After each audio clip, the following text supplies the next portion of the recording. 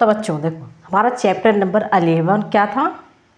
परिवहन, परिसंचरण तंत्र के उसमें था परिवहन, जैसे ऑक्सीजन को मिलाना और CO2 को छोड़ना। अब हमारा चैप्टर नंबर 12 क्या है? पादप में जनन। पहले देखो इसमें, पादप में जनन। ठीक, पादप में जनन। देखो जनन मतलब क्या हो जाएगा? हम जनन मतलब समझाएंगे। जनन, जनन मीन्स जन्म देना। जनन मीन्स क्या हो गया? जन्म देना। जैसे कोई भी देखो, एक प्लांट है, अगर वो प्लांट कोई पौधा बड़ा हो गया, बड़ा होने के बाद वो सूख के खराब, मुरझा के सूख के खत्म हो गया। अगर कोई नया पौधा नहीं आया तो क्या होगा? हमारी पूरी पौधे की मतलब क्या हो, पौधे का जनरेशन ही खत्म हो जाएगा, उसकी पीढ़ी खत्म हो जाएगी। इसलिए अपने जैसे नए, मतलब अपने जैसे नए पौधे को जन्म देना, अपने जैसे नई पीढ़ी को जन्म देना, ताकि आगे की पीढ़ी आसानी से चलती रहे, उसे क्या बोलेंगे हम? जन्म, जनन। इसको क्या बोलेंगे? Reproduction, reproduction.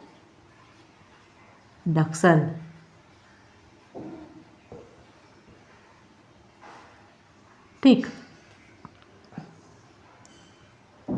देखो जी, सभी सजीव पादप या जंतु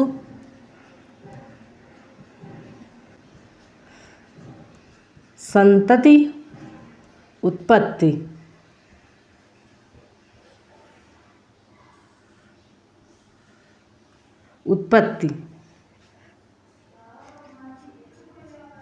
ताकि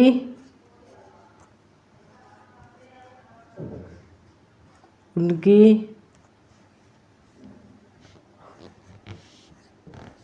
पीढ़ी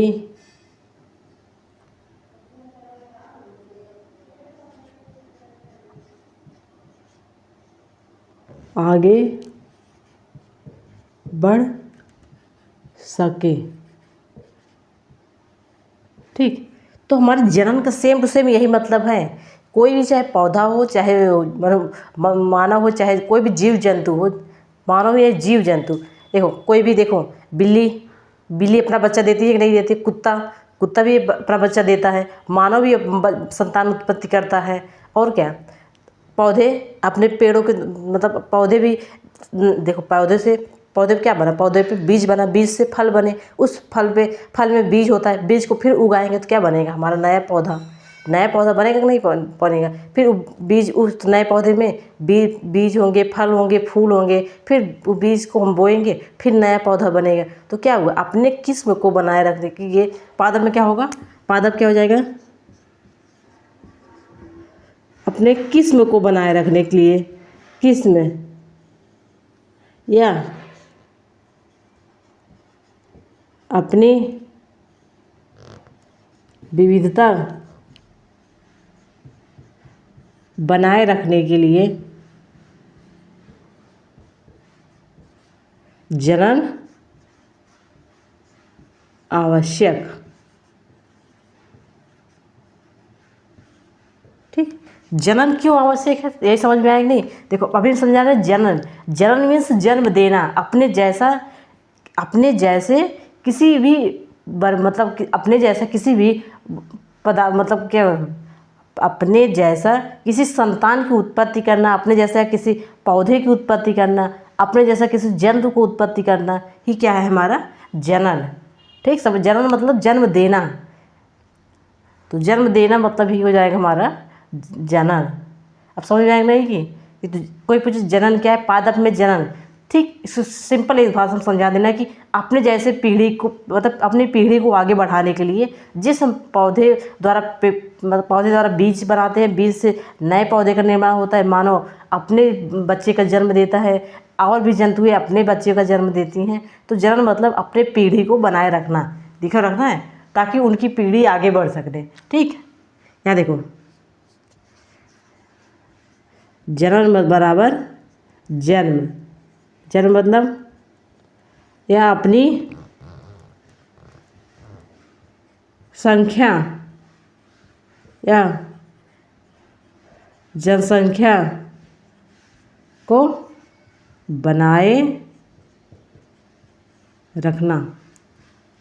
ठीक, अपनी जनसंख्या को बनाए रखना, अपनी पीढ़ी को बनाए रखना, अपनी जो है वैरायटी को बनाए रखना, अपने किस्म को बनाए रखना, ये क्या है हमारा जनन। तो जनन क्या है, हम जनन मतलब क्या कह सकते हैं कि जनन मतलब जन्म देना, अपने जैसे किसी पौधे को जन्म देना या अपने जैसे किसी मानव को जन्म देना। जंतु अपने जैसे किसी जानवर को जन्म देते हैं, तो जनन मीन्स क्या हो जाएगा, जन्म देना। ठीक, अब हम देखते हैं पादप में जन्म, मनुष्य में नहीं, पादप में जन्म देखते हैं। हम आगे देखेंगे मनुष्य में जन्म कैसे होता है। तो इसमें देखेंगे पादप में जन्म। देखो अब पादप के भाग देखिए ना, पादप के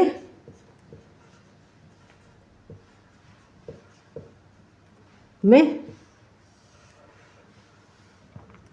पादप में क्या क्या होता है, इधर देखो।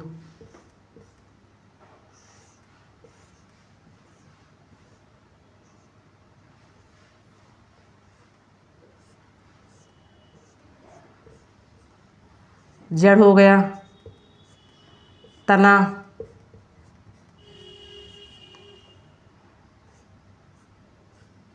ये क्या हो जाएंगे, शाखा, इसी पत्ती,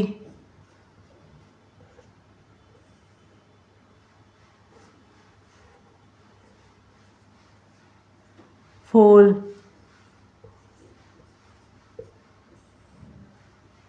पादप देखो, अब पादप क्या है, पादप में जड़ होते कि नहीं, जड़ भी होता है, पत्ती भी, फूल भी, और क्या क्या तना भी होता है। ठीक, तो तना भी इसके माध्यम से जो है हमारा पौधे में जनन कब होता है, जनन वसंत ऋतु में। ठीक, वसंत ऋतु में। ठीक, पादप में जनन कब हो गया, वसंत ऋतु में। देखे नहीं हो कि जब बरसात का मौसम लगभग आता है जून जुलाई में, पर उससे पहले लगभग मार्च अप्रैल में देखो किसी भी पेड़ में देखो हरी हरी पत्तियाँ आती है कि नहीं आती है, हरी हरी पत्तियाँ तो आती है कि नहीं आती है। देखो हरी हरी पत्तियाँ आएंगी, तो हर साल यही होता है, यही पैटर्न हमेशा रहता है कि बसंत ऋतु में हमें हरी हरी सभी पेड़ों में पत्तियाँ दिखाई देंगी। तो क्यों दिखाई देती है, क्योंकि जो उससे पहले जो पतझड़ का महीना था लगभग जनवरी फरवरी या मार्च में, उस समय क्या था, पत्तियाँ अपना पूरा जो है क्या है, पूरा पत्तियाँ गिरा दी हैं। पर उसके बाद जब पत्तियाँ पूरा गिरा दी हैं तो नए पौधे तो नई पत्तियाँ तो आएंगी। उस नई पत्तियों को हम क्या क्या मतलब उन नई पत्तियाँ क्यों आती हैं, क्योंकि जो है उस समय उनका, अब वसंत ऋतु चल रहा था, वसंत ऋतु में उनका अच्छा टाइम होता है कि पौधे की पत्तियाँ अच्छे से उसमें आ जाए। तो पौधे की पत्तियाँ हमेशा कब आएंगी, वसंत ऋतु में आती हैं। ठीक, देखो अब देखते हैं पादप में जनन की विधि। जनन की विधि,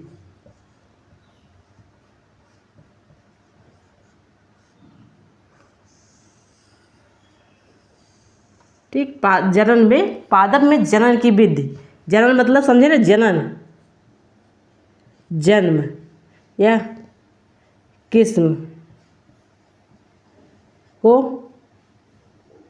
बढ़ाना, किस्म को, यानी कि जन्म मतलब जन्म, अपनी संख्या या जनसंख्या को बनाए रखना। ठीक, अब देखते हैं पादप में जनन। इसमें कितना,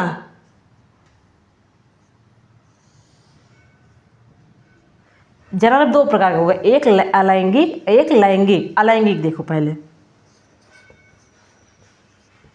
अलैंगिक, दूसरा लैंगिक।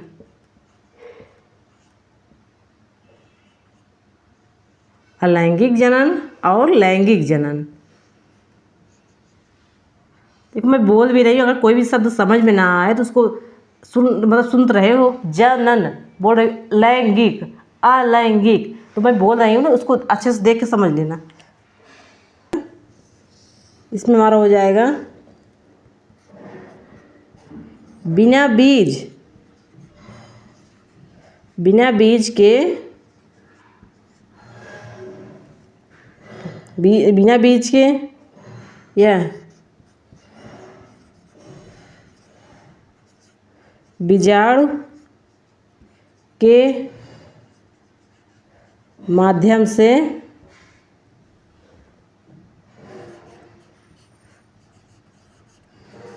नए पौधे का निर्माण।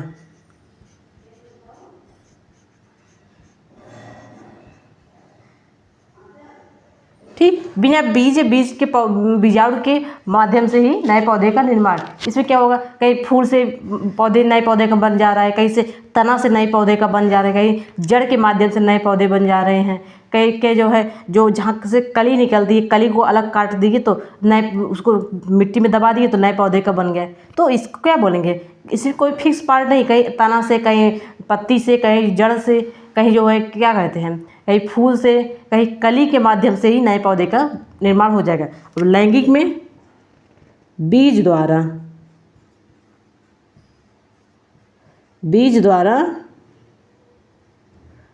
पौधे नए पौधे का बनना। ठीक, बीज के माध्यम से नए पौधे का बनना। ठीक, इसमें क्या हो, नए पौधे का बनना।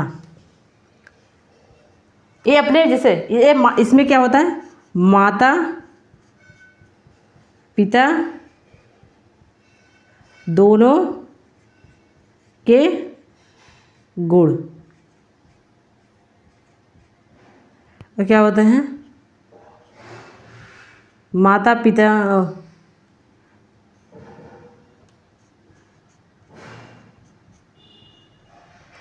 से कुछ भिन्न। ठीक, बीज बनाए, बीज का जन्म में क्या होगा, बीज से नए पौधे का बनना होगा। माता पिता के गुण इसमें मिलेंगे, मिलेंगे नहीं मिलेंगे, क्योंकि देखो माता पिता हमारे क्या हैं, माता पिता जब माता पिता नर और मादा दोनों मिलेंगे, नर मतलब कोई मेल है, फीमेल मादा मतलब कोई फीमेल, जब मेल और फीमेल मिलेंगे तो नए पौधे नई वैरायटी का होगा ही। इसलिए क्या होगा, तो क्या हो जाए, माता पिता से कुछ भिन्न होते हैं। और लैंगिक में अपने जनन अंग जो हैं, जनन अंग के बिल्कुल समान होते हैं। ठीक, क्योंकि देखो अगर हमारा पत्ती जनन अंग है तो पत्ती से अगर कहीं पत्ती से नए पौधे बन रहे हैं तो पत्ती के समान होगा कि नहीं होगा, कि नहीं होगा। ठीक, और क्या होगा, तना द्वारा, तने से होगा, तने से नए पौधे का जन्म होगा। तो बिल्कुल अपने जो है, चाहे तने द्वारा हो, चाहे पत्ती द्वारा हो, चाहे फूल द्वारा हो, चाहे जड़ द्वारा हो, यह जो अलैंगिक जनन होगा, इस पत्ती द्वारा नए पौधे का जन्म और जो तने द्वारा नए पौधे का जन्म, तो अपने बिल्कुल जो है जनन अंग के समान होते हैं। ठीक, और लेकिन अलैंगिक जनन में एक और बात है कि इसमें क्या होता है, अलैंगिक में, यहाँ देखो अलैंगिक में, इधर देखो, इसको नए पौधे बनाने में कम समय, बनाने या उगाने में कम समय लगता। ठीक, इससे फल जल्दी आते, फल इसमें जल्दी आते हैं। और दूसरा क्या हो जाएगा,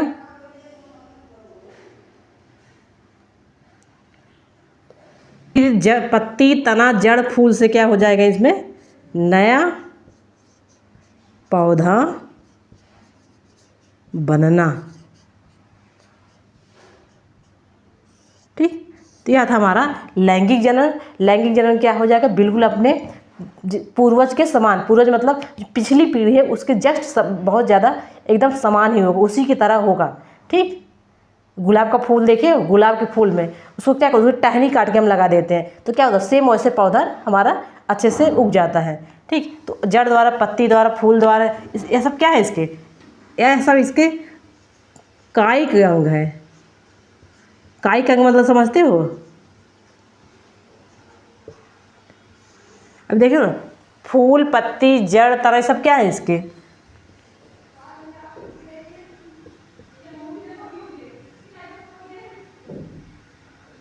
कायिक अंग।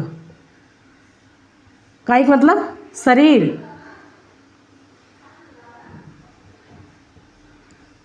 अच्छा देखो, जड़ है, तना है, फूल है, पत्ती है, शक है। इसका कायिक अंग है कि नहीं है, क्योंकि उसके शरीर के भाग ये पत्ती है, पत्ती उसका शरीर भाग है नहीं, पत्ती है।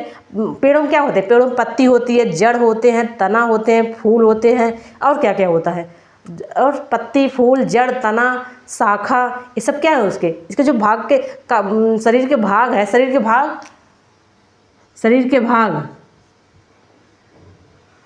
इसी को हम क्या बोलेंगे, कायिक। ठीक, अब इस कायिक से मतलब कायिक में जो है, कायिक जनन को ही क्या बोलेंगे हम, इसी अलैंगिक में हम क्या बोलते हैं इसको, कायिक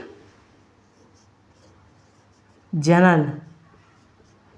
ठीक, कायिक में तो वही हो रहा है, पत्ती द्वारा जनन हो रहा है, तना द्वारा जनन हो रहा है, जड़ द्वारा हो रहा है, फूल द्वारा हो रहा है, तो क्या हुआ, उसी तो भाग हैं, उसी पौधे के ही तो भाग हैं। तो उसके शरीर मतलब कायिक जनन में हो जाएगा, उसके शरीर के किसी भी भाग से जो नए पौधे का बनना ही हमारा क्या हो जाएगा, कायिक जनन।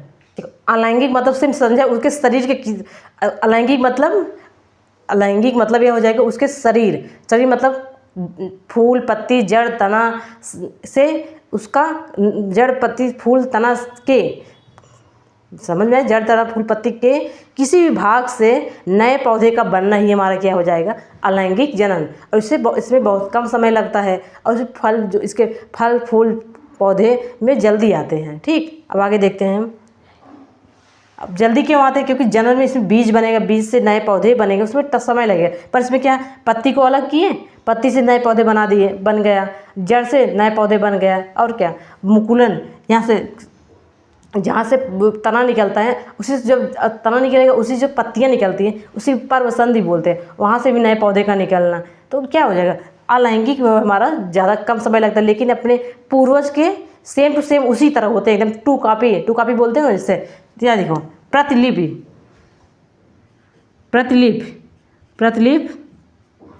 या टू कॉपी।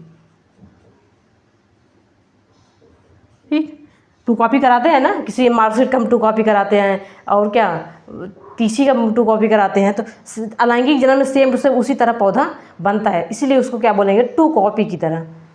तो इस बात को हमारा समझ में आया ना। अलैंगिक जनन क्या है, बिना बीज के माध्यम से नए पौधे का बनना मतलब जड़, पत्ती, फूल, तना द्वारा बनना। अलैंगिक में बीज के माध्यम से नए पौधे का बनना, ये अपने माता पिता के इसमें गुण दोनों होते हैं।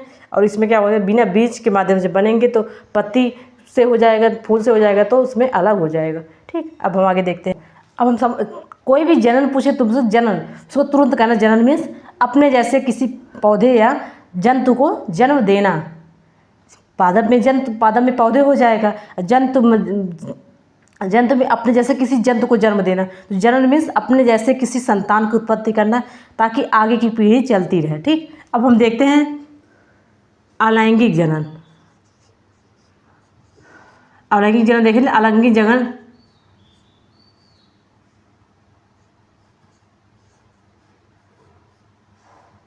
जनन के प्रकार।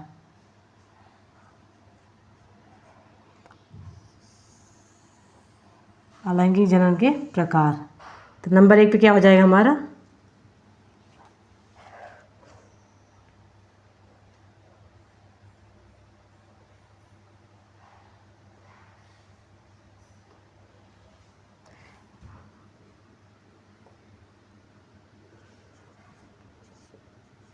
गुलाब और चंपा।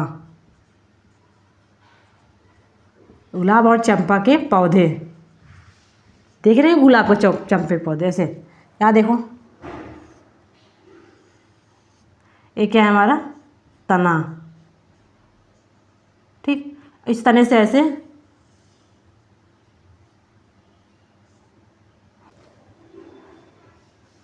पत्ती निकल। ठीक, देखो, एक क्या करते हैं, गुलाब का पौधा है या चंपा का पौधा है, कोई पौधा है, वहाँ से क्या करेंगे, तना है ना, देखो तने जो पतला शाखाएं हरी हरी निकलती हैं, शाखाएं, और जहाँ से पत्तियाँ निकली है, ठीक, जहाँ से पत्तियाँ ठीक निकली है, वहाँ से क्या करो, यहाँ से देखो, यहाँ से पत्तियाँ निकली, ये तना है, इसको क्या बोलेंगे हम, इसी को पर्वसंधि बोलते हैं, पर्वसंधि। ठीक, तो क्या करेंगे, यहाँ से काट लो। ठीक, किसी पत्ती की सहायता से उसको काट लो। काटने के बाद क्या करो,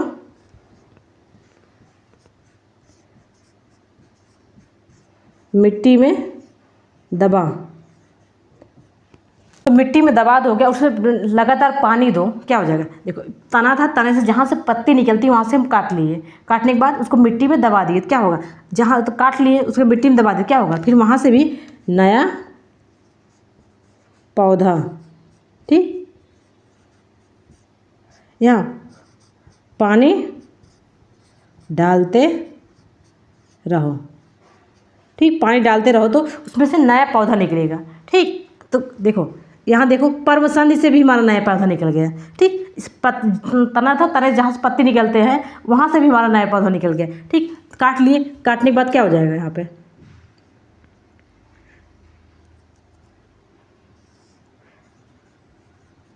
जहाँ से काटे, ठीक ठीक, देखो पर्व संधि से जहाँ से पत्ती निकल रही तो वहाँ से काट के निकाल लिए और कहीं दूसरी जगह लगा दिए, तो वहाँ से हमारा नया पौधा बन गया। पर जहाँ से काटे हैं तो वहाँ भी, वहाँ क्या होगा, जहाँ से काटे हैं वहाँ पे नई मुकुल। मुकुल को क्या बोलेंगे, कली। कली के रूप में नया पौधा।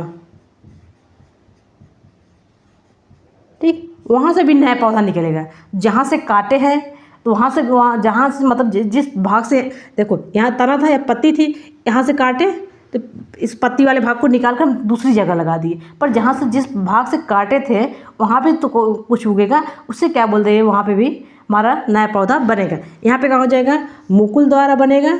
यहाँ पे जो है पर्व संधि द्वारा, यहाँ पे भी यहाँ बनेगा पर्व संधि द्वारा, यहाँ पे कली द्वारा। ठीक, कली, तो कली क्या है, पत्तियों से घिरा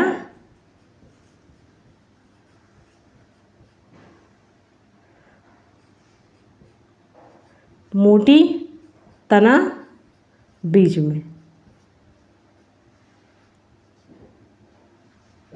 ठीक, कली को देखो ना कभी, जो बीच में एक मोटी सी तना होता है, उसी के चारों तरफ पत्तियाँ ऐसे घिरी रहती है, उसे क्या बोलेंगे, कली। हमारा जो है कायिक परिवर्तन, देखो यहाँ से देखो कैसे बना, नया पौधा बना यहाँ से तने के माध्यम से, यहाँ बना है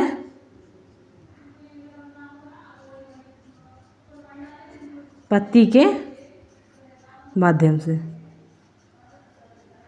और तना और पत्ती दोनों हमारे ही क्या है, तना और पत्ती दोनों ही क्या है, हमारा कायिक अंग। और कायिक अंग समझा दिए ना, जड़ तना पादप के जितने भी भाग है, जड़ तना पत्ती फूल, उसको क्या बोलेंगे हम, कायिक जनन। अब दूसरे देखते हैं, आँख।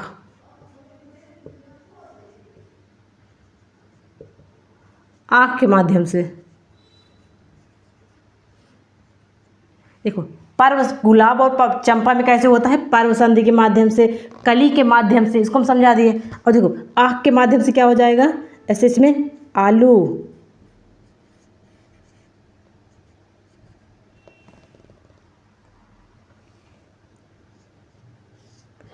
हल्दी, अदरक,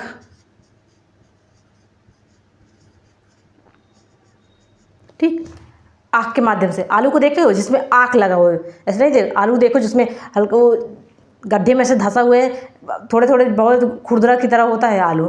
ठीक, उसी को क्या करो, आँख, आँख देखे होगे, आँख, जो आलू में आँख लगा रहता है, ठीक, उसी को क्या करना, उस जहाँ से आँख लगा है उसको काट लेना, जिस जिस मतलब जहाँ जहाँ पे भी लगा है उस आँख को काटना, मिट्टी में दबा देना। तो क्या होगा, कुछ दिन बाद देखो कि वहाँ से नए आलू निकल रहे हैं। तो क्या होगा, इसमें क्या हो जाए, आँख के माध्यम से हमें नया आलू प्राप्त हो रहा है। अदरक, अदरक भी देखो, अदरक की जहाँ गांठें होती हैं, गांठें, उस गांठे को काट लेना, फिर मिट्टी में दबा देना, तो क्या हो जाएगा हमारा, उससे भी हमारा नया अदरक प्राप्त हो जाएगा। हल्दी भी ऐसा, ठीक, हल्दी को भी ऐसे छोटे छोटे टुकड़ों में काट दिए, उसको भी मिट्टी में दबा दिए, तुम्हारा नया हल्दी प्राप्त हो गया। ठीक, तो लोग आलू बोलने के लिए क्या करते हैं, आलू को जहाँ जिसमें आँख है उसको छोटा छोटा काट लिए, फिर उसकी मेड़ी बना के उसमें बो देते हैं, फिर आलू तोड़ देंगे मिट्टी को। ठीक, छोटे छोटे टुकड़े में काट लिए, उसे पूरी मिट्टी में फैला दिए, फैलाने के बाद उसको मिट्टी से ढक दिए। मिट्टी ढकने के बाद क्या हो जाएगा, तो कुछ दिन बाद देखेंगे हमारा नया आलू तैयार हो जाएगा। तो आँख द्वारा कैसे माध्यम, इसको क्या हो जाएगा, कलिका द्वारा। ठीक ठीक, तो गुलाब और चंपा में क्या हो जाएगा, पर्वसंधि के माध्यम से, तने के माध्यम से, और तने जहाँ से काटेंगे वहाँ भी नया पौधा बनेगा। और क्या हो जाएगा, जहाँ से जिसको काट के अलग किए हैं अब कहीं दूसरी जगह उसको लगाएंगे, वहाँ भी नया पौधा बनेगा। सोचो, गुलाब और चंपा में 2 जगह से नए पौधे बनेंगे, जहाँ से काटे वहाँ तो बनेगा ही कली के माध्यम से ही, और जिसको काट के अलग किए उसको नए जगह बोएंगे, उगाएंगे, तो क्या हो जाएगा, वहाँ भी नया पौधा बनेगा। हल्दी हो गया, अदरक हो गया, इसमें क्या होगा, जो आँख होते हैं ना वो कलिकाएँ होती हैं। ठीक, वो कलिकाओं को अलग करके अगर हम बोएंगे तो हमारा नया पौधा तैयार होगा। तो एक एक आलू में अगर 8 कलिकाएँ हैं, 8 आँख है, आँख है, तो उस आँख 8 मतलब जो 8 आँख है उसको काट करके छोटे छोटे अलग कर दिए, अब बो देंगे तो उससे से हमें 8 आलू प्राप्त होगा। ठीक, तो आलू से अगर आलू को आँख मतलब आलू के आँख निकाल को आलू बो दिए तो हमें आलू तो ही प्राप्त होगा, या तो नहीं अदरक प्राप्त हो गया। अदरक के गांठ को काट के अलग कर दिए। देखो, अदरक जहाँ से ऐसे ऐसे जुड़ा रहता है, देखे नहीं, अदरक देखे होगे ऐसे से, अदरक कैसे होता है, ऐसे अदरक कैसे होता है, आलू में देखो, यहाँ पे भी आँख ऐसे, ये सब क्या है, हमारे आँख। ठीक, इसको क्या करो, ऐसे यहाँ से काट लो, यहाँ से काट लो, फिर इसको ऐसे काट लो, फिर इसको ऐसे काट लो। ठीक, आँख वाले भाग को काट कर इसको अलग कर दो। ठीक, इसमें क्या करो, यहाँ से इसको काट लो, यहाँ से इसको काट लो, फिर इसको ऐसे काट लो, काट करके उसको लगा दोगे तुम्हारा पूरा अच्छे से वहाँ अदरक अच्छे से लग जाएगा। अदरक में भी वो, हल्दी में भी ऐसे, हल्दी ऐसे होती है हल्दी। ठीक, यहाँ गांठें ऐसे होती हैं, इसको काट करके ऐसे लगा दोगे तो पूरा हमारा हल्दी तैयार हो जाएगा। ठीक, अब नंबर 3 पे देखो हमारा ब्रायोफिल्लम।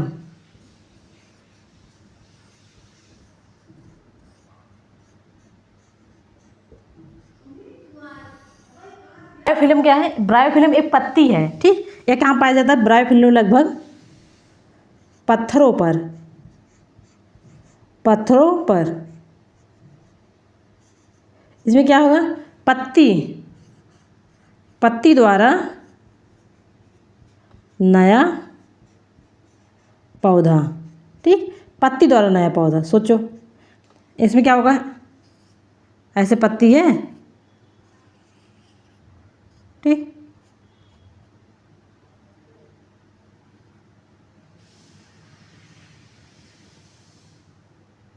यहाँ भी क्या होती है, यहाँ कलिकाएँ होती हैं,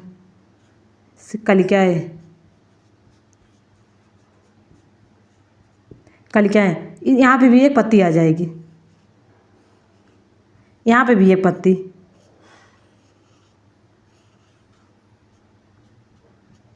यहाँ भी एक पत्ती। इसमें क्या होगा, नए ब्रायोफिल्लम में एक पौधे का मतलब एक पौधा है।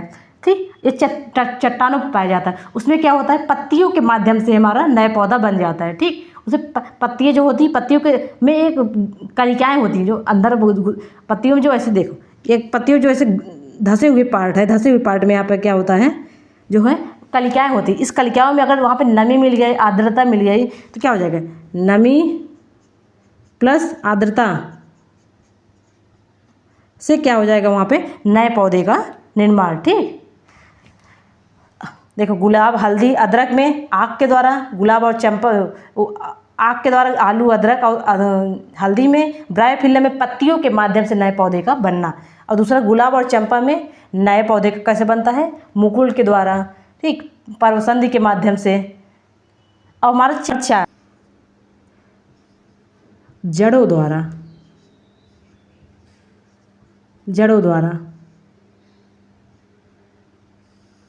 ठीक, इसमें क्या हो जाएगा, उदाहरण में शकरकंद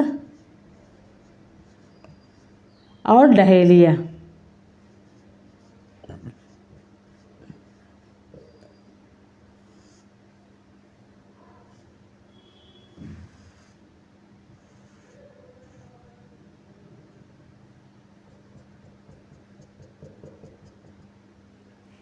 ठीक। शकरकंद, तो जड़ देखो जड़ों द्वारा ना, शकरकंद हमारा क्या है, जड़।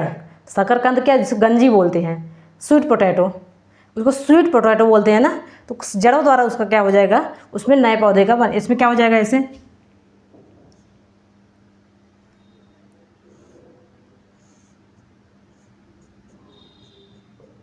ठीक, इसमें क्या करते हैं, इसको इसके जड़ों से एक शकरकंद लिए उसके जड़ों को काट लेते हैं बचा बचा के, किसी उसमें एक जड़ रोम आए। ठीक, जड़ों को अच्छे से एक शकरकंद लिए, शकरकंद को क्या करेंगे, छोटे छोटे भागों में काट लेते हैं ताकि उसका जड़ कटने ना पाए। ठीक, उसको ले जाकर खेत में लगा देंगे, तो खेत में क्या हो जाएगा, जड़ के माध्यम से हमारा नए पौधे का जन्म हो जाएगा, नया शकरकंद बन जाएगा। ठीक, यहाँ पे देखो आलू में क्या हुआ, आँख के माध्यम से, पर शकरकंद हमारा क्या है, जड़, उसमें जड़ के माध्यम से हमें नए पौधे का प्राप्त होता है। ठीक, और दूसरा 5वां नंबर हमारा एक कैक्टस पौधा है। कैक्टस पौधा, इसमें क्या होगा,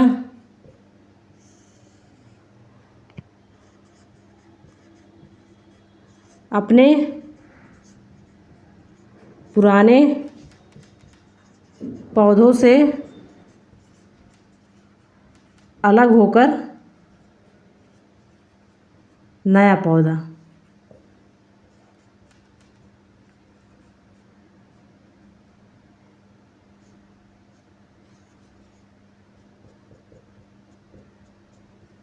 ठीक, ऐसे ऐसे कोई पौधा है, इससे क्या हो जाएगा, अलग।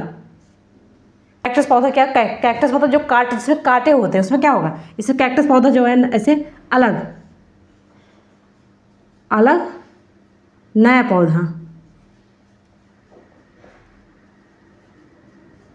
ठीक, ये सब अलैंगिक जनन है। देखो हम अलैंगिक जनन बताए ना, जिसमें क्या होता है, कायिक पौधा, कायिक जनन, कायिक में जड़ द्वारा बता दिए।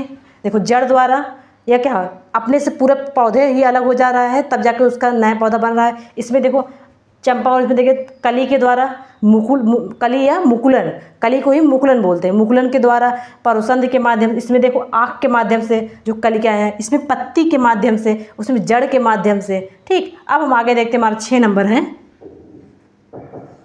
6 पे हमारा हो जाएगा मुकुलन।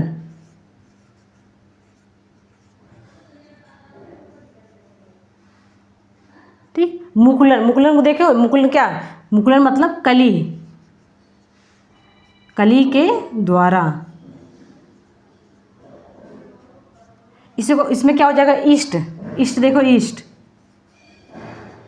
ईस्ट क्या है, एक कोष की, एक कोष की। ठीक, एक मुकुलन, मुकुलन क्या हो, इसमें कली के माध्यम से नए जीव का बनना, उसे क्या बोलेंगे हम, मुकुलन। ठीक, इसमें भी अलैंगिक जनन कैसे होगा, एक चीन देखो, किसी दुकान पे जाना, वहाँ से मांगना थोड़ा सा ईस्ट, ईस्ट मांगना, ईस्ट मांगने के बाद उसमें थोड़ा सा चीनी मिला देना। ठीक, चीनी मिला के थोड़ा सा पानी मिला के और उसी ईस्ट को डाल देना। कुछ समय बाद देखोगे कि उसमें इतनी ज़्यादा वो क्या हुआ, बहुत ज़्यादा सूक्ष्म दृष्टि से देखोगे तो उसमें बहुत ज़्यादा जो है जीव पनप चुके हैं। क्यों बना चुके हैं, क्योंकि उसमें जो है वह मुकुलन कर चुके हैं। मतलब एक के बाद एक से दो, दो से तीन, तीन से चार, चार से पाँच, ऐसे बढ़ते बढ़ते वह फिर असंख्य संख्या में वहाँ पे बन चुके हैं। मुकुलन कली के द्वारा ईस्ट एक कोष की, और इसमें क्या होता है, जननांग, अनंग, जननांग गुणन करके अग से अलग होकर नए जीव। ठीक, अपने जनन अंग से ही अलग होकर नए नए जीव बार बार बनाते रहते हैं। और नंबर 7 पे हमारा क्या है, खंडन, खंडन विधि। ये और भी सरल है। ठीक, खंडन विधि क्या होगा, कोई जीव है ऐसे, ऐसे जीव है शैवाल, इसको शैवाल, शैवाल है, खंडन में क्या करेगा, यही क्या करेगा, ऐसे टूट जाएगा। ठीक, खंडित होकर क्या करेगा, नया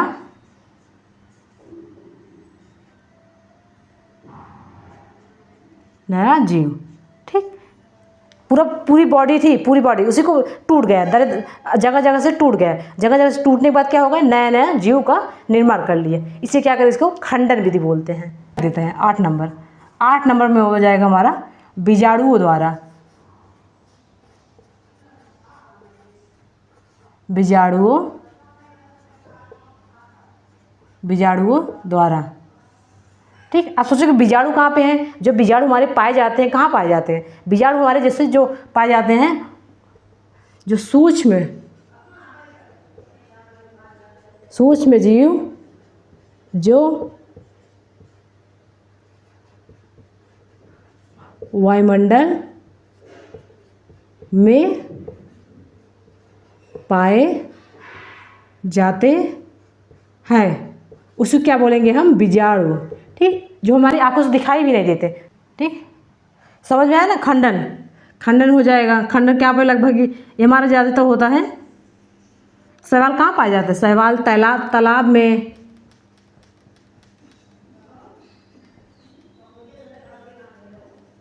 जहाँ पानी हो। ठीक, तो चलो 8वें नंबर पर सूक्ष्म जीव जो वायुमंडल में पाए जाते हैं, जो वायु में तैरते। ठीक, जब तैरते रहते इससे क्या होगा? तुम्हारा क्या होगा? ऐसे उदाहरण देखो, कवक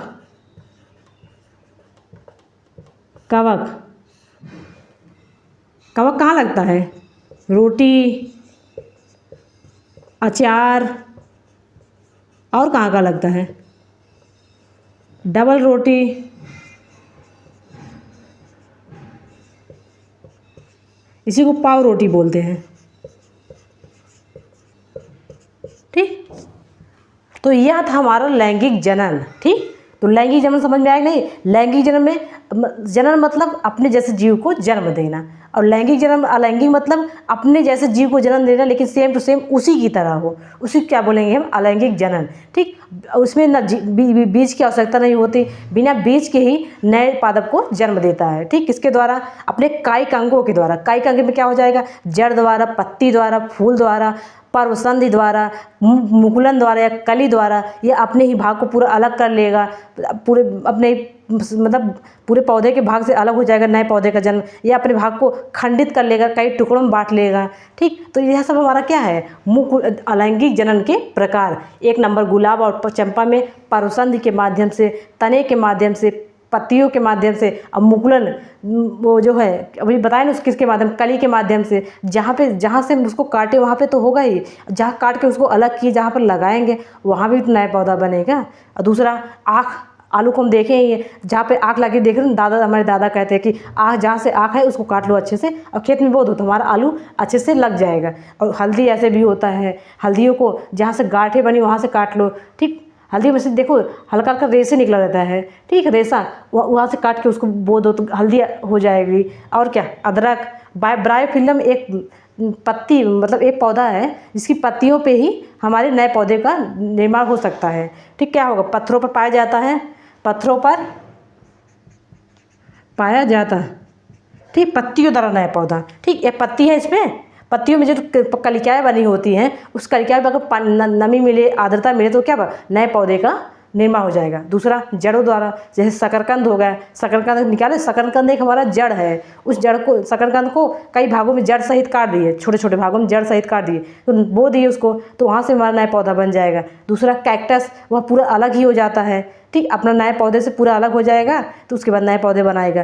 मुकुलन कली के माध्यम से, जैसे ईस्ट को देखो, ईस्ट क्या? ईस्ट में मुकुलन होता है। ठीक, एक ईस्ट है, उसमें जो कली बनी है, कली को अलग कर लेगा, फिर नया पौधा, फिर वह उसमें फिर पौधे में जो नई कली बनी उसको अलग करें, नया पौधा। तो देखो ईस्ट में क्या करेंगे? थोड़ा सा चीनी लो, उसको अब जो है ईस्ट को डालो, पानी मिला के उसको 2-4 घंटे तक देखोगे कुछ नहीं, हमारा जो है पानी रखे तो इतना पानी हमारा फूल कर इतना बड़ा होगा, क्योंकि उसमें जो मुकुलन का द्वारा, कली के द्वारा उसका जो है अपनी संख्या को लगभग गुणा कर कर कर कर बहुत ज़्यादा असंख्य मात्रा में कर लिया है। और खंडन, शैवाल शैवाल कहाँ पाए जाते हैं? तालाबों में पाए जाते हैं। वहाँ पे क्या होता है, शैवाल जो है अपने शरीर के भाग को कई भागों में खंडित कर लेते हैं, तोड़ देते हैं, तो एक नए पौधे का जन्म हो जाता है। और यहाँ पे बीजाणु द्वारा हवा में पाए ही जाते हैं। सूक्ष्म जीव कितने जो हमारी आंखों से हमें दिखाई भी नहीं देते, उसके माध्यम से हमारे नए पौधे बनना क्यों बन जाएगा? क्योंकि जो है बीजाणु में जो है हमारे रोटी, देखो रोटी खराब होती है। रोटी खराब कैसे हो जाती है? क्योंकि उसमें जो है कवक जो है अपना बीजाणु के माध्यम से कवक उसमें प्रवेश कर जाते हैं। वहाँ रोटी को फफूंदी, जो फफूंदी बोलते हैं। अचार में हमारी फफूंदी लगती है, कैसे लग जाती है? क्योंकि हवा में जो सूक्ष्म जीव हैं वह जो है डबल रोटी पड़ने के बाद बीजाणु के माध्यम से वहाँ पर बीजाणु द्वारा अपना जो है अपनी संख्या को वृद्धि करना स्टार्ट कर देते हैं। ठीक, तो इसलिए जब बीजाणु के माध्यम से वहाँ अपना संख्या बढ़ाने लगेंगे तो क्या हो जाएगा? रोटी हमारी खराब हो जाएगी। डबल रोटी भी ऐसे खराब होता है, अचार भी खराब होता है, सिरके में भी ऐसे फफूंदी लग जाती है। ठीक है, तो यह था हमारा अलैंगिक जनन के प्रकार। अलैंगिक जनन होता क्या है, किस किस भाग से होता है? पत्ती द्वारा, जड़ द्वारा, तने द्वारा, परसंधि द्वारा, कलिका द्वारा, खंडन द्वारा, नए पौधे का अलग होना, अपनी संख्या को वृद्धि कर करके तो ये सब हमारा था अलैंगिक जनन के प्रकार। अब हम आगे देखते हैं लैंगिक जनन। अब हम जान गए, देखो अलैंगिक जनन क्या होता है कि हम अच्छे से जान गए। अलैंगिक जनन क्या होता है? पत्ती द्वारा, फूल द्वारा, जड़ द्वारा, तना द्वारा और द्वारा कायिक जनन ही हमारा क्या है? अलैंगिक जनन। ठीक, अलैंगिक जनन। ठीक, उसके बाद जाने जो बिना बीज के, ठीक, जिसका बिना बीज के ही निर्माण हो उसको क्या बोलेंगे? अलैंगिक जनन। ठीक, अब लैंगिक जनन में बीज के द्वारा। ठीक, तो अलैंगिक जनन क्या है, अलैंगिक जनन के प्रकार क्या है, इसको बहुत हम अच्छे से जान गए। लगभग अलैंगिक जनन के 7-8 प्रकार को हम देखें। आँख के द्वारा, पत्ती के द्वारा, तना के द्वारा, मुकुलन के द्वारा, कली के द्वारा, जड़ों के द्वारा। ठीक, और पौधों को अलग हो जाएंगे पौधे तो खंडन द्वारा। ठीक, और कैक्टस में। तो अब हम देखते हैं लैंगिक जनन। ठीक, अब हम देखते हैं पौधे में बीज बनते कैसे। बीज बनेगा तभी तो नया पौधा आएगा। तो अब देखते हैं लैंगिक जनन क्या है? लैंगिक जनन। ठीक, लैंगिक जनन क्या है?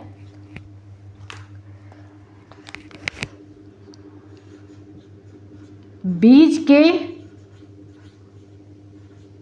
माध्यम से नया पौधा, बीज के माध्यम से नया पौधा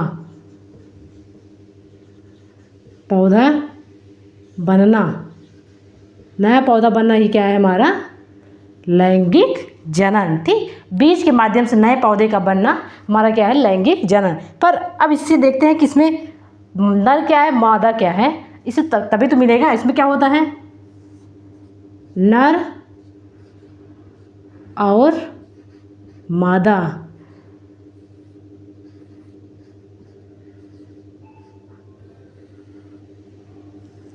अलैंगिक में क्या था? उसमें कम समय लगता था। इसमें क्या है? समय ज़्यादा, क्योंकि बीज बनने में समय। और इसमें क्या होता है? माता पिता के गुण उपस्थित और माता पिता से भिन्न मतलब नर और मादा से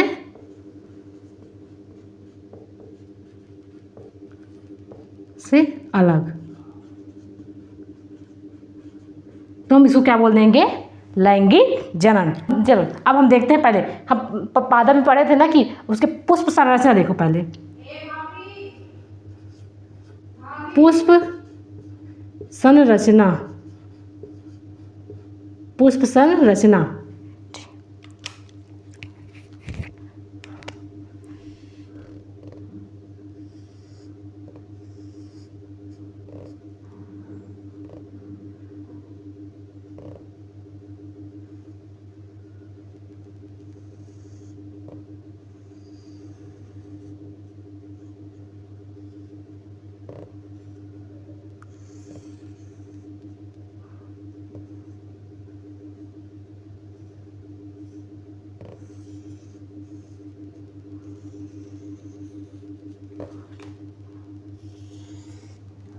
इसको मैं अलग पेन से बना रही हूँ इसको।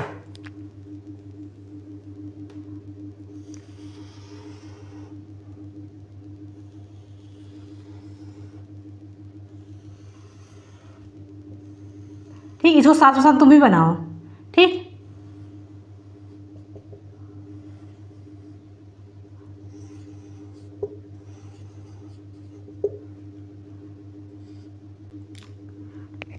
इसको क्या बोलते हैं, देखो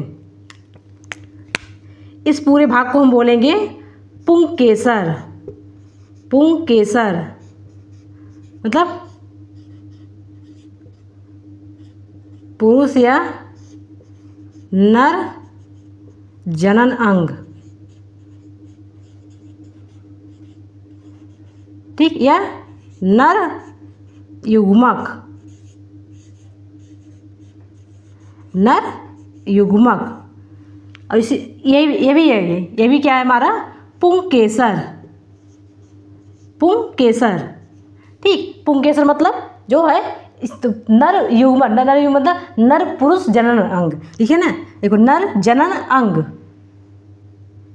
अंग। और ये हमारा क्या है, ये पूरा हमारा क्या है, इसी को बोलेंगे हम स्त्री केसर। स्त्री केसर। स्त्री केसर मतलब मादा जनन, मादा जनन अंग। ठीक, मादा युग्मक।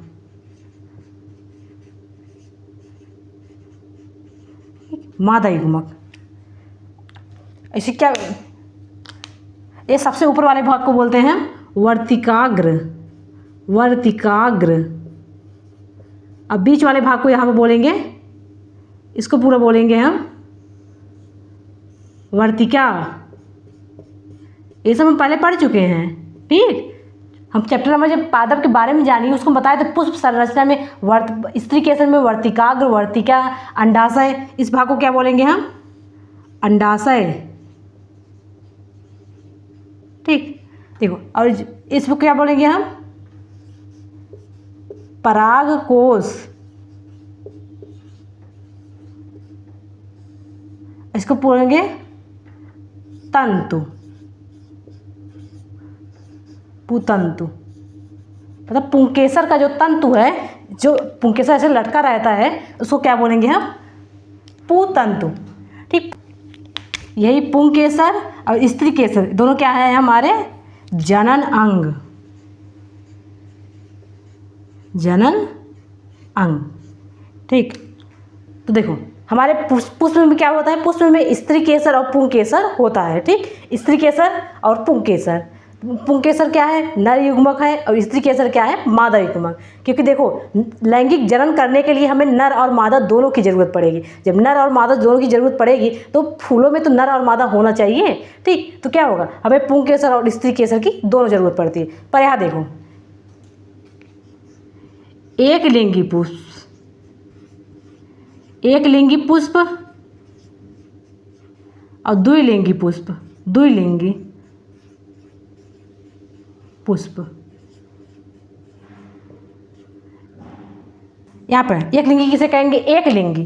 देखो एक पुंकेसर और दूसरा स्त्री केसर, दोनों क्या है, अलग अलग है, नर और मादा दोनों अलग अलग हैं। ठीक, क्या होगा, अगर देखो इसमें क्या है, केवल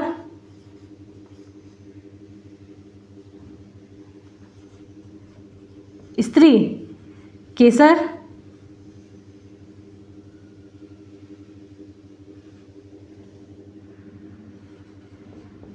या कोई एक नर या मादा हो।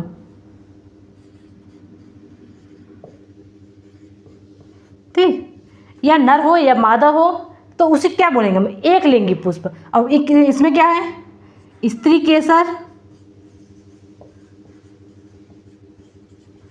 और पुंकेसर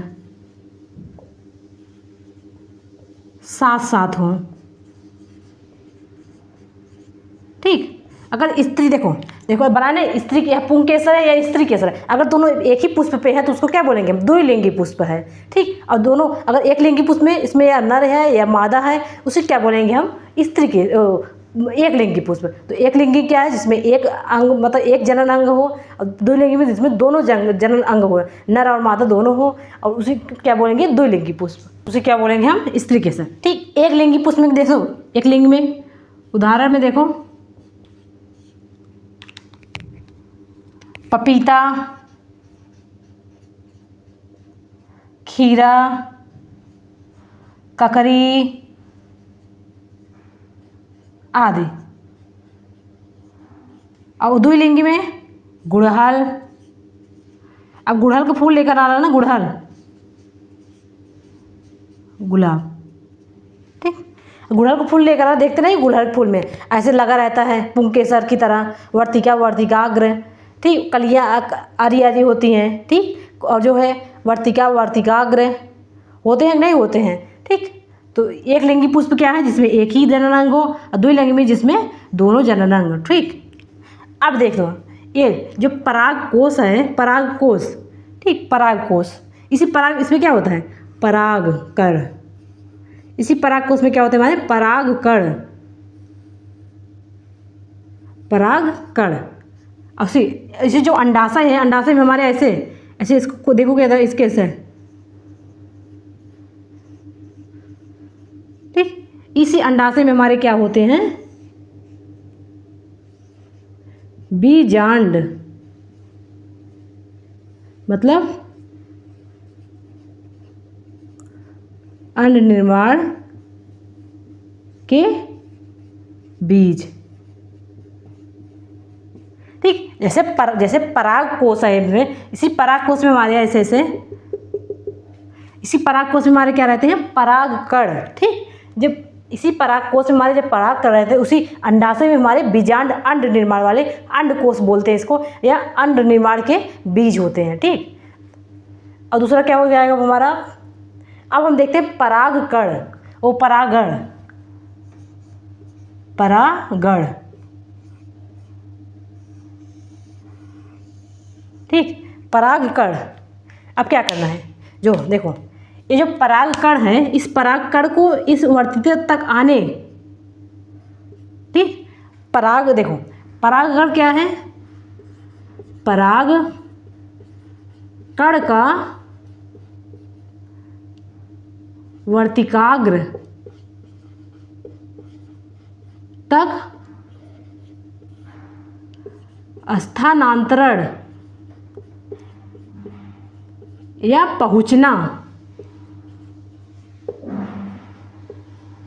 ठीक, परागण क्या है, परागण। तो परागण क्या है, देखो पराग कोश कहाँ, पहले बताओ पराग कोश किस में होता है, पराग कोश। पराग कोश किस में होगा हमारा, पुंकेसर में। पुंकेसर क्या है, नर युग्मक है। तो नर युग्मक के पराग कोश में हमारा पराग कण स्थिर रहता है। ठीक, स्थिर रहता है नहीं। और दूसरा वर्तिकाग्र में, वर्तिका और अंडाशय, अंडाशय में हमारा बीजांड होता है। ठीक, जब तक परागकण और अंड निर्माण के बीज मिलेंगे नहीं, तब तक हमारा बीज निर्माण होगा ही नहीं। ठीक, तो इस अंड निर्माण और परागकण को मिलने के लिए हमें परागण आवश्यक है। परागण मतलब मिलना। ठीक, तो देखो परागकण का वर्तिकाग्र तक स्थानांतरण ही हमारा क्या है, परागण। ठीक, अब देखो, अभी देखे थे एक लिंगी पुष्प में, एक लिंगी पुष्प में केवल स्त्री केसर या कोई नर या कोई मादा होता है। ठीक, इसमें कोई नर या कोई मादा होगा। ठीक, चलो ठीक है मादा, पर इसको देखो, जब अगर चलो ठीक है मान ला स्त्री केसर है, मादा है, पर नर तो चाहिए, नर के परागकण तो चाहिए। परागकण कहाँ से आएगा, किसी दूसरे पेड़ से आएगा। ठीक, इसमें क्या कर देंगे, परागण हेतु अन्य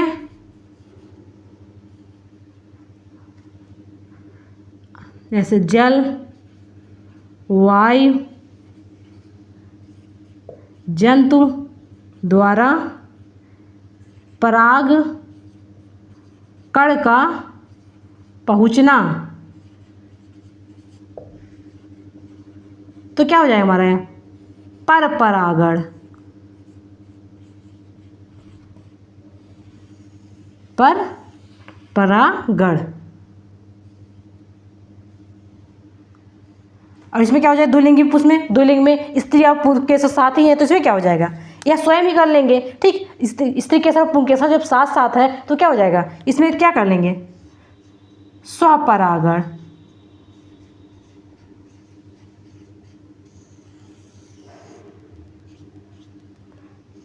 देखो हमारा पहले पहले हमारा एक पुष्प था, लैंगिक जन्म में पुष्प था, पुष्प संरचना को देखें, उसमें वर्तिकाग्र क्या है, वर्तिका क्या है और बीजांड क्या है। ठीक, तो ये तीनों वर्तिका, वर्तिका और अंडाशय तीनों किसके पार्ट हैं, वो स्त्री केसर के।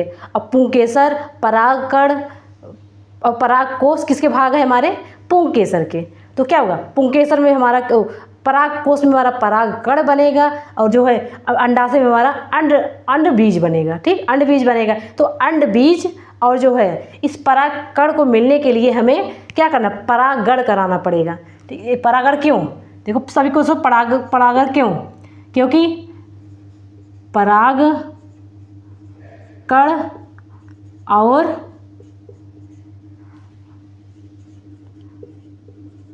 अंड बीज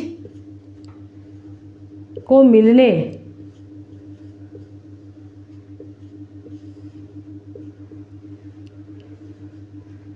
बीज निर्माण,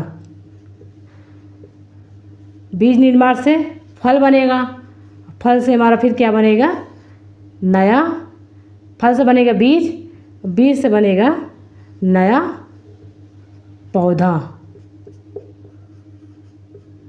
तो बीज से हमारा बनेगा नया पौधा। तो क्या हुआ, परागण क्यों जरूरी है, परागकण और अंड बीज को मिलने के लिए, ताकि क्या हो जाए, बीज का निर्माण हो, बीज का निर्माण होगा तो फल बनेगा, फल से क्या होगा, बीज बनेगा, बीज से हमारा क्या होगा,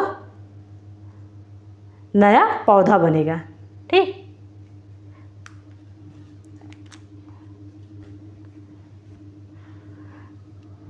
बीज निर्माण यहाँ पे देखो, यहाँ होगा युग्म नज।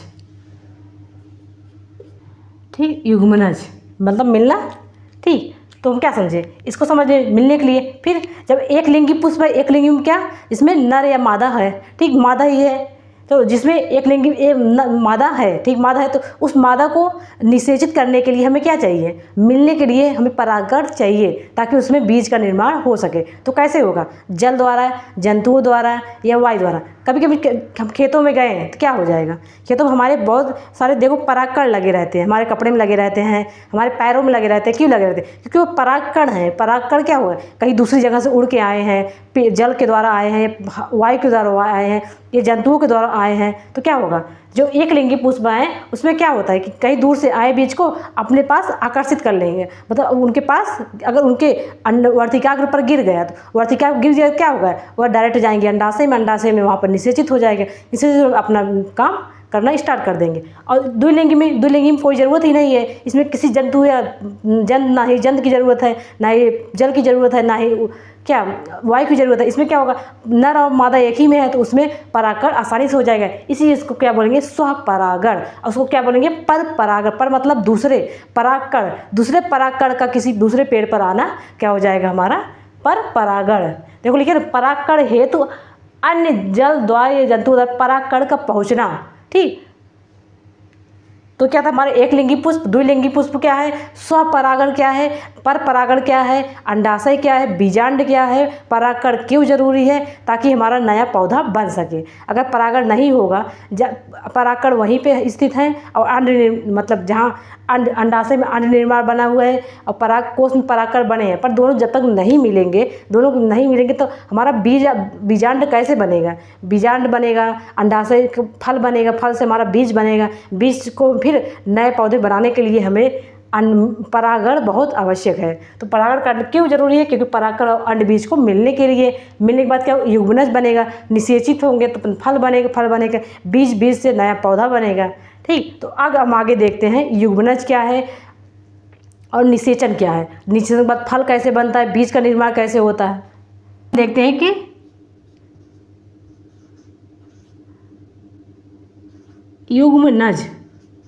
युग्मनज क्या है, नर प्लस मादा का मिलना।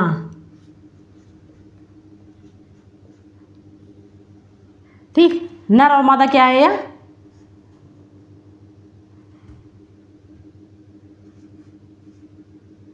एकल। ये भी क्या है? एकल। जब दोनों मिल जाएंगे तो क्या हो जाएंगे? डबल। इसी डबल को क्या बोलते हैं हम? युग्मनज। ठीक, नर और मादा अलग अलग था, देखो मादा अलग थी और नर अलग था। ठीक, तो नर और जब मादा मिल जाएंगे तो क्या बन जाएगा हमारा? एक डबल। डबल को क्या बोलेंगे? युग्मनज। ठीक ठीक, नर और मादा मिलने की जो प्रक्रम है, मिलने की प्रक्रिया, जो मिलने की प्रक्रिया को क्या बोल देते हैं हम? निषेचन। निषेचन। ठीक, देखो यह परागकण हमारा वर्तिकाग्र पर पहुंच चुका है। ठीक, वर्तिकाग्र पर पहुंच चुका है। जब वर्तिकाग्र पर यहीं पहुंचेगा, यहीं पर क्या हो जाएगा? इसको क्या बोलेंगे हम यहाँ पे? युग्मनज। युग्मनज। ठीक, और जब नर और मादा मिलने की जो प्रक्रिया है, नर और मादा मिलेंगे, उसको क्या बोलेंगे हम? निषेचन। यहाँ उसको बोल देंगे निषेचन। इस निषेचन के बाद क्या हो जाएगा? जब निषेचन के बाद हमारा क्या हो जाएगा? अंडाशय में। निषेचन कहाँ होगा? अंडाशय में। इस अंडाशय के बाद हमारा क्या हो जाएगा? फल निर्माण। तो फल निर्माण के बाद अब क्या जो हो जाएगा हमारा? इस फल निर्माण के बाद हमारा हो जाएगा फल के अंदर बीज। ठीक, बीज ऐसे होता है ना, देखो आम का फल, देखो आम,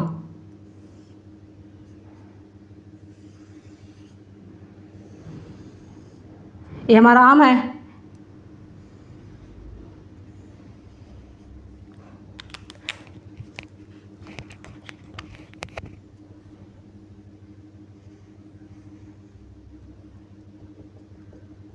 इसको क्या बोलते हैं? फल का रसीला भाग। इसको क्या बोलते हैं हम? गुठली। इसी गुठली के अंदर क्या होता है हमारा? बीज। ये जो है पार्ट, इसको क्या बोलेंगे? इसको बीज आवरण। बीज आवरण। ठीक, तो अंडाशय में फल निर्माण, यही अंडाशय परिपक्व होकर क्या करता है? फल का निर्माण। ठीक, तो इस बात को समझ में आया? नहीं समझ में आया? युग्मनज क्या है? परागकण क्या है? परागकोश क्या है? एक लिंगी क्या है? एक द्विलिंगी क्या है? स्वपरागण क्या है? पर परागण क्या है? ठीक, इसको हम क्या बोले? इसी निषेचन। निषेचन के बाद क्या हो जाए हमारा? निषेचन के बाद हमारा भ्रूण बनता है। भ्रूण बनता है। ठीक, तो क्या हुआ? इस परागकण का हमारा वर्तिकाग्र पर पहुंचना, परागकण हमारा वर्तिकाग्र पर पहुंचा, वर्तिकाग्र के बाद जब हमारा युग्मनज बना, क्योंकि पहले नर और मादा अलग अलग थे, जब नर और मादा मिलेंगे तो डबल हो जाएंगे। द्विगुणित, जैसे अगुणित या द्विगुणित बोलते हैं, उसको द्विगुणित बोलेंगे। द्विगुणित बोलेंगे बाद क्या हो जाएगा?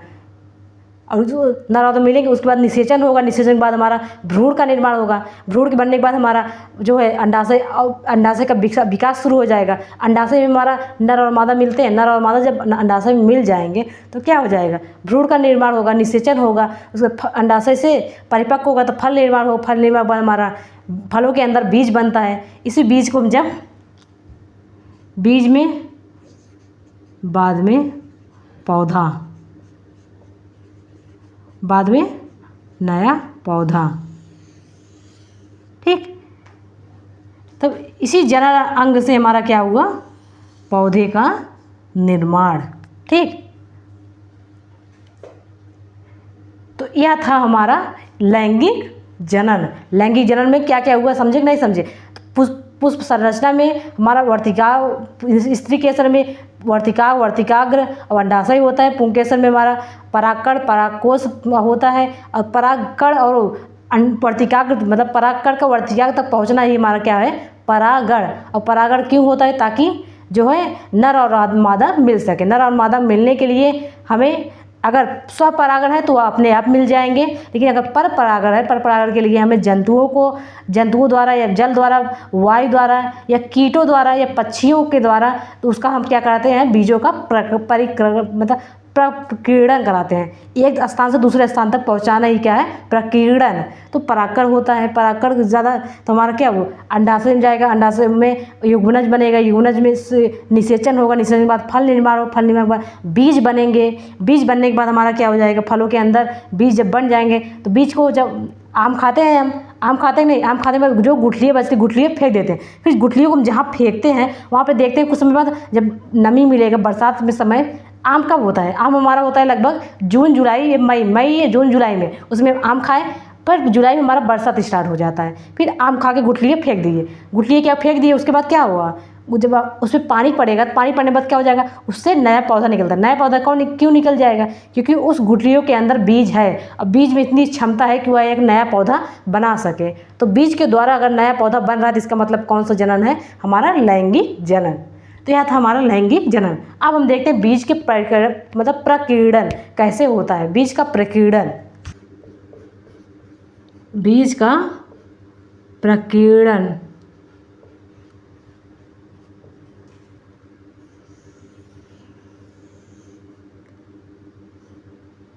मतलब एक स्थान से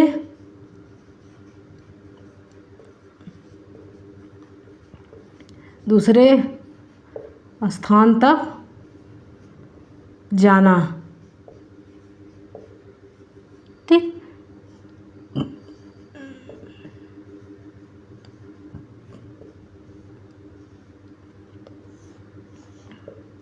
क्यों,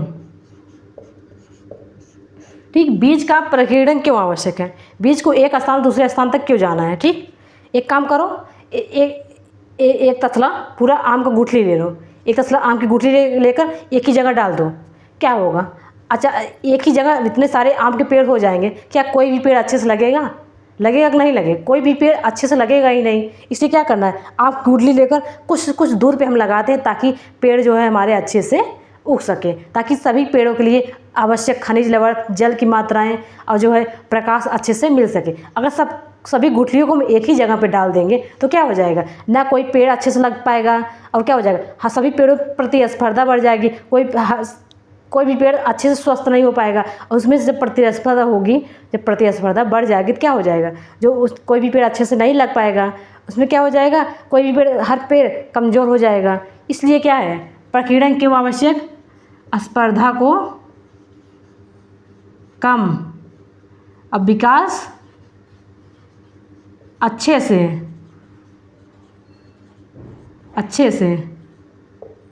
हम एक ही जगह पर तो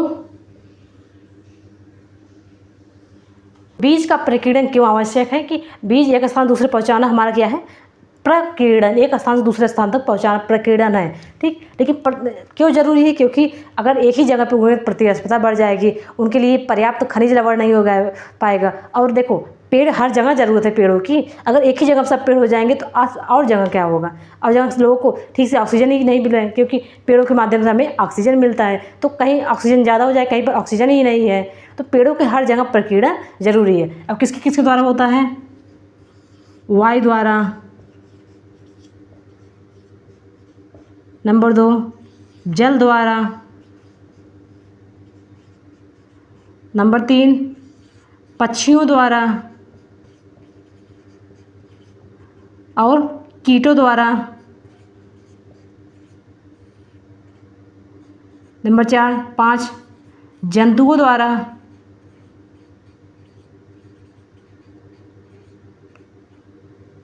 नंबर 6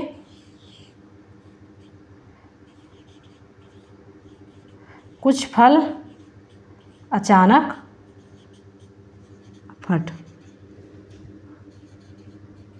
फट जाते हैं, बीज दूर तक फैल।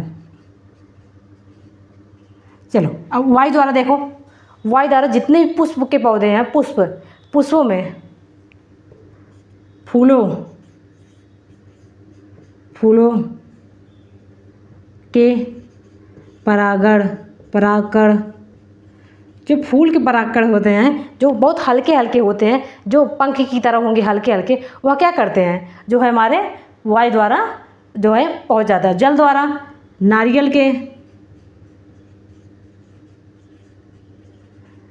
के पेड़ बीज, नारियल पेड़ कहाँ लगते हैं, नारियल पेड़ ज़्यादातर हमारे जो है समुद्र के किनारे ही लगते हैं। क्यों, समुद्र के द्वारा किनारे क्यों लगे, क्योंकि समुद्र का बीज जो है गिरा, वह जल में गिर गया, जल में तैरते हुए अन्य स्थानों पर पहुंच जाएगा। जब अन्य स्थानों पर पहुंच जाएगा तो क्या हो जाएगा, जल द्वारा वहाँ पे प्रकीर्णन हो जाएगा।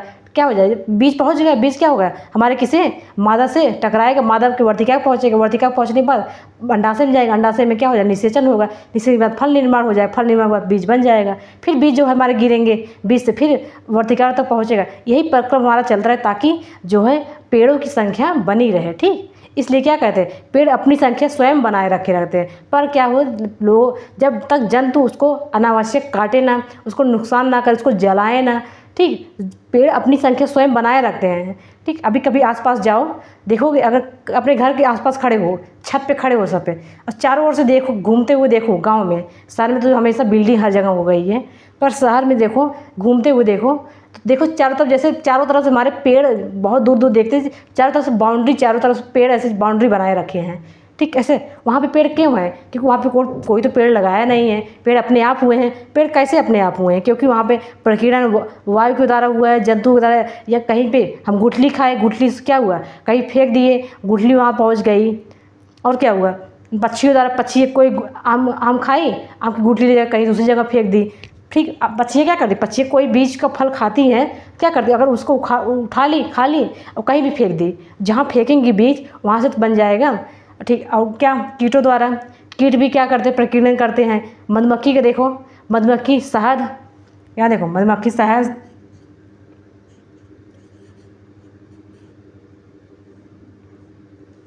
यहाँ फल खाकर बीज फेंकना, और देखो कीटों द्वारा मधुमक्खी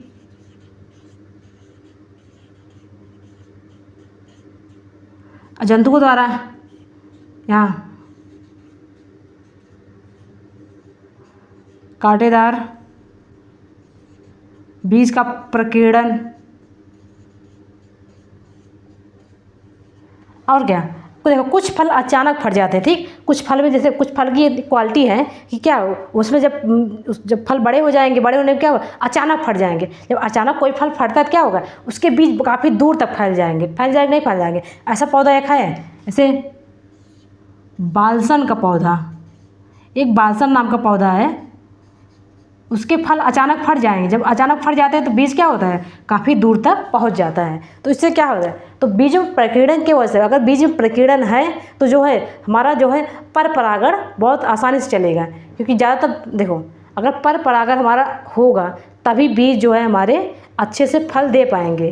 क्योंकि अगर एक लिंगी पुष्प है, ठीक, एक लिंगी पुष्प में केवल मादा है, उस मादा को मादा जनन अंग को बीज से फल बनाने के लिए हमें क्या चाहिए, नर युग्मक चाहिए। नर युग्मक कहाँ से मिलेंगे, इसी प्रकीर्णन के द्वारा। अगर प्रकीर्णन के द्वारा हमारा परागकण एक स्थान से दूसरे स्थान तक जाएगा तो क्यों जाएगा, क्योंकि जो है वह जल द्वारा जा सकता है, वायु द्वारा जा सकता है, पक्षियों द्वारा, कीटों द्वारा, जंतुओं द्वारा। कुछ फल अचानक फट जाते हैं, तो परागण के लिए हमारा प्रकीर्णन बहुत आवश्यक है। ठीक, इसी प्रकीर्णन के द्वारा परागण, हमारा परागकण, देखो इसी प्रकीर्णन के द्वारा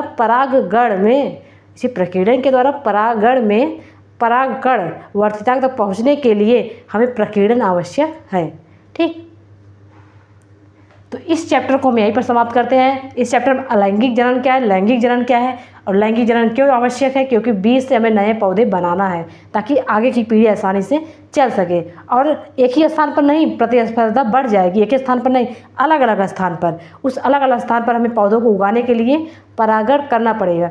परागण आवश्यक है, उस परागण आवश्यक पहले से हमें प्रकीर्णन आवश्यक है, क्योंकि प्रकीर्णन जो है बीज को एक स्थान से दूसरे स्थान तक ले जाएगा। जब तक एक दूसरे स्थान तक नहीं ले जाएगा तो हमें परागण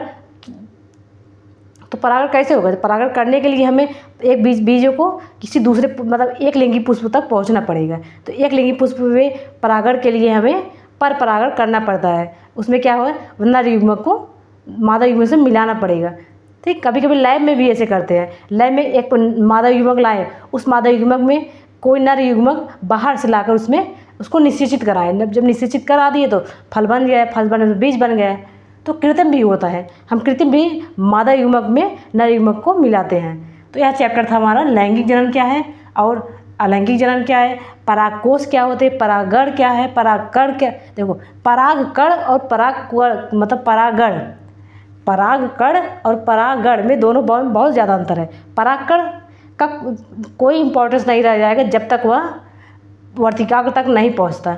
परागकण का वर्तिका तक पहुंचने का काम ही हमारा परागण करेगा। तो परागण कितना इंपॉर्टेंट है? परागण इंपॉर्टेंट इसलिए है कि परागण अगर हमारा परागकण को वर्तिका तक नहीं पहुंचाएगा तो फल निर्माण होगा ही नहीं। जब फल निर्माण नहीं हो तो बीज कैसे बनेंगे? इसलिए परागकण में क्या है, परागकण को वर्तिका तक पहुँचना।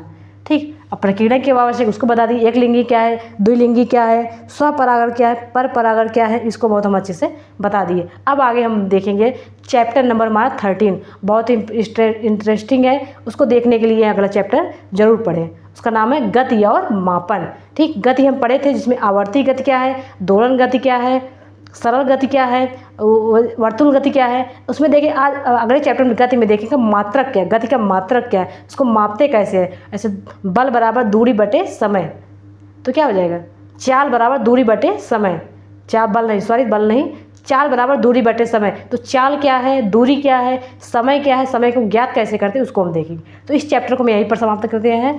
ठीक, तो चैप्टर को पढ़ने समझने के लिए इस चैनल को जरूर सब्सक्राइब करो। ठीक, अगर आप लोग सब्सक्राइब करेंगे तभी तो हमें मोटिवेशन मिलेगा, हम अगला वीडियो अच्छे से बनाएं। ठीक, थैंक यू सो मच।